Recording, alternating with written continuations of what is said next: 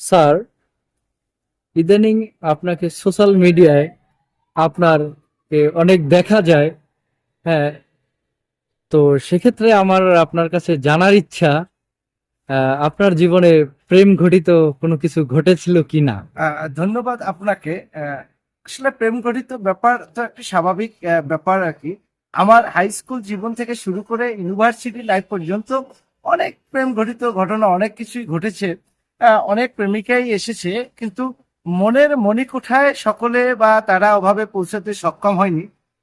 আমি বেসিক্যালি সাংস্কৃতিক মনা মানুষ। আমি খেলাধুলা নিয়েই বেশি ব্যস্ত ছিলাম আর কি।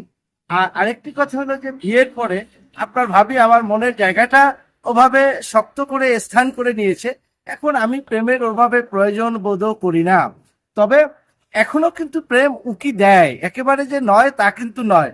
তবে কিছু যে একটা ভবিষ্যতে ঘটে যেতে পারে বা ঘটবে না, এটাও নিশ্চিত করে বলা যায় না। কিছু একটা হলেও সামনে হয়ে যেতে পারে আর কি।